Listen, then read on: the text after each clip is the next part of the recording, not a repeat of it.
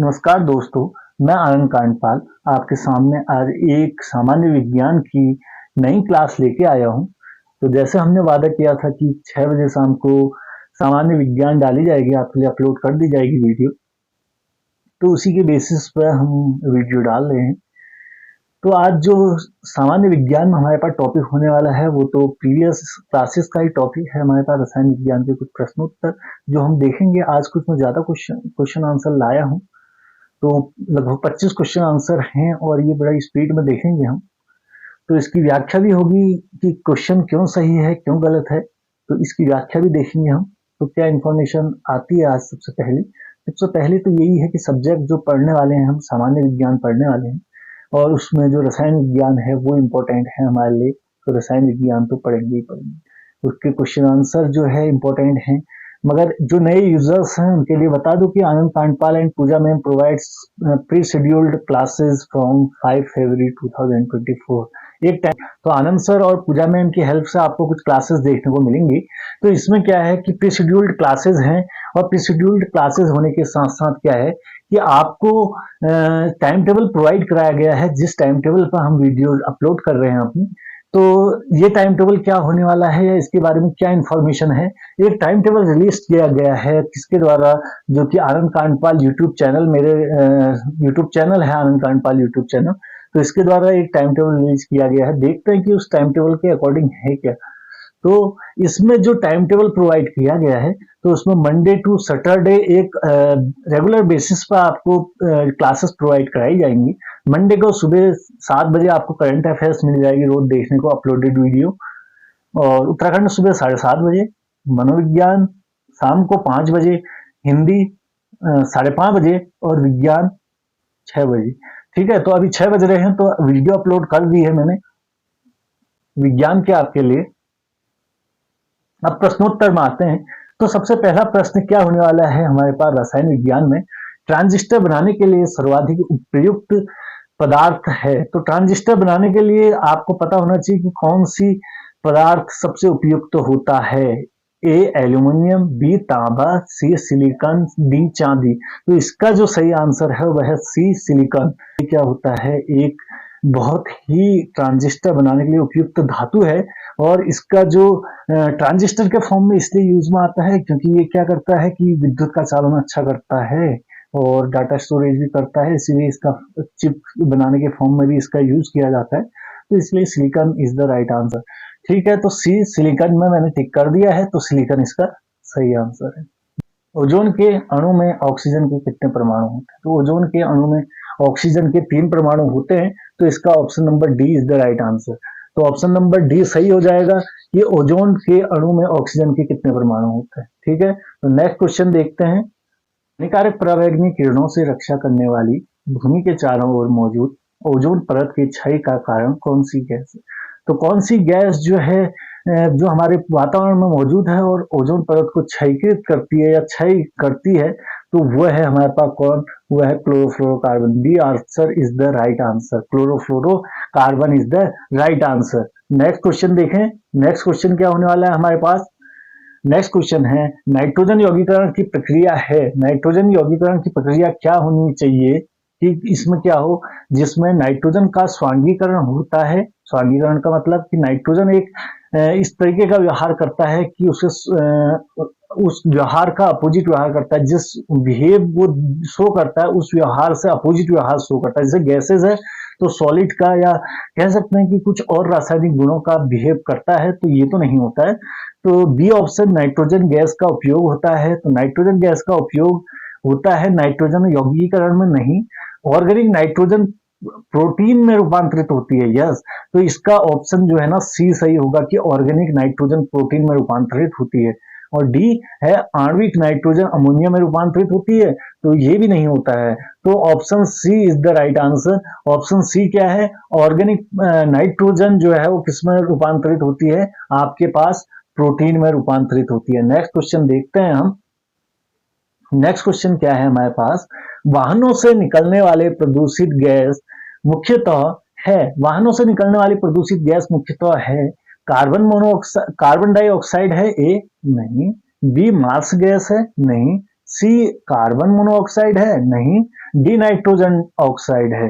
तो क्या होना चाहिए इसका सही आंसर? मैंने तो सब में नहीं कहा, तो इसका जो सही आंसर होगा वो है option number C, carbon monoxide is the right answer.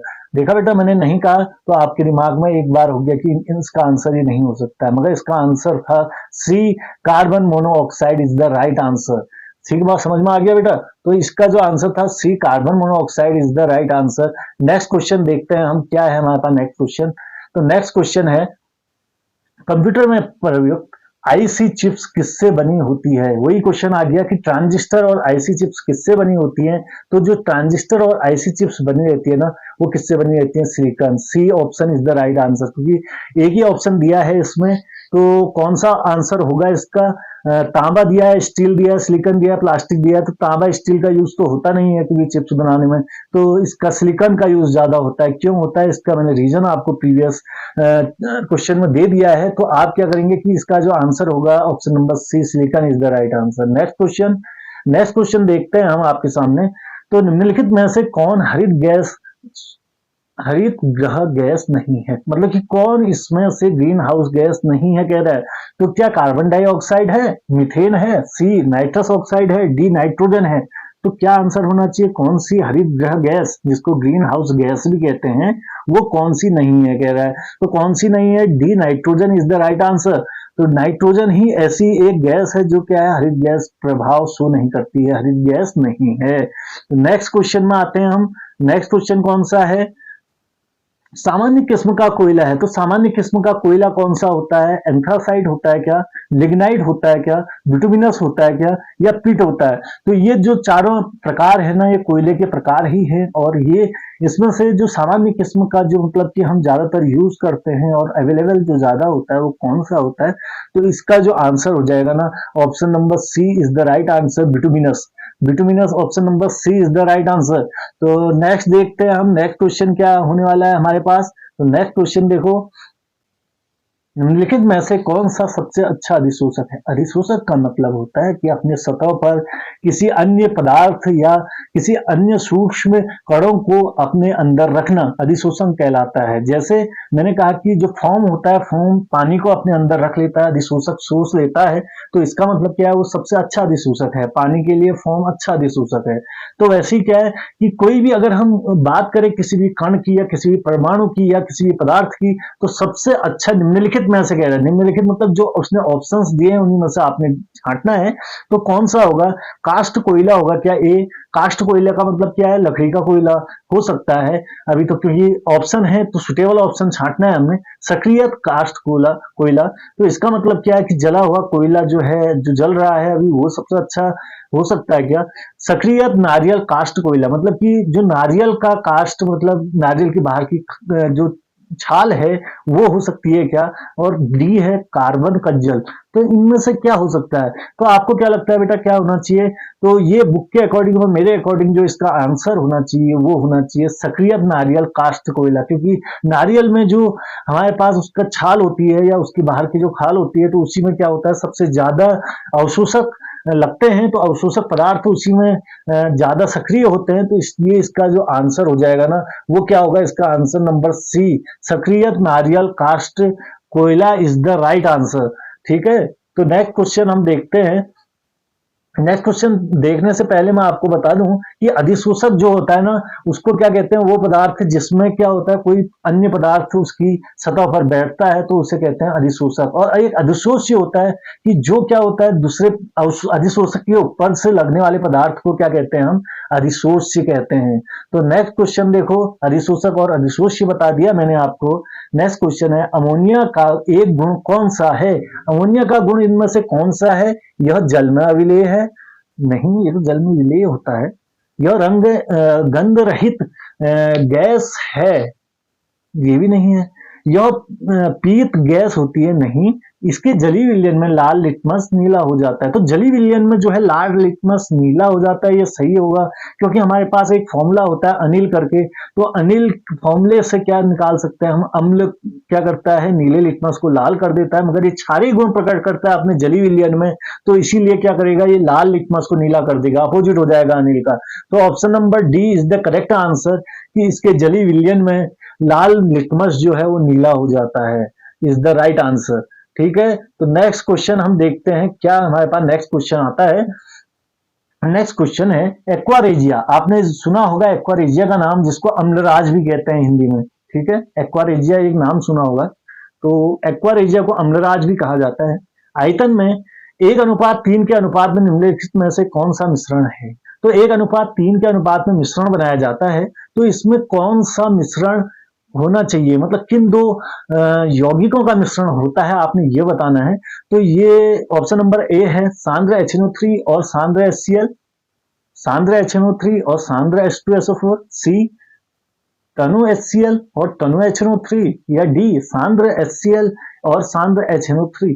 तो इसका जो आंसर होगा ना, वो होगा आंसर नंबर फर्स्ट ए, जो सांद्र HNO3 और सांद्र HCl का 1:3 में इसमें विलयन लिया जाता है। कहने का मतलब क्या है, ये ऑप्शन नंबर ए तो करेक्ट है, मगर कैसे सर, समझा दीजिए जरा।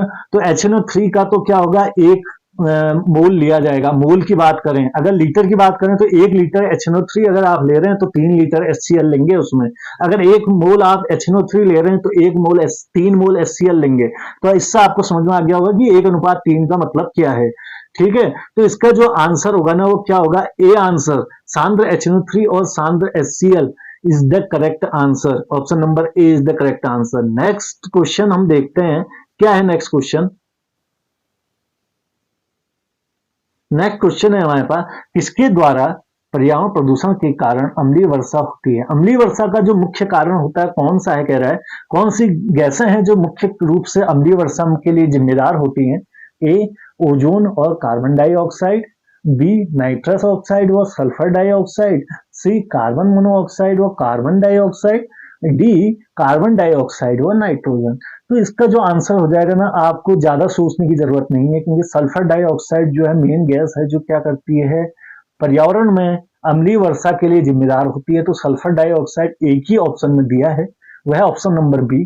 तो इसका जो करेक्ट आंसर हो जाएगा option number B is the right answer, जो क्या है, नाइट्रस ऑक्साइड और सल्फर डाइऑक्साइड है। ठीक है, तो इसमें option number B is the right answer होगा आपका, क्या है, जो नाइट्रस ऑक्साइड व सल्फर डाइऑक्साइड।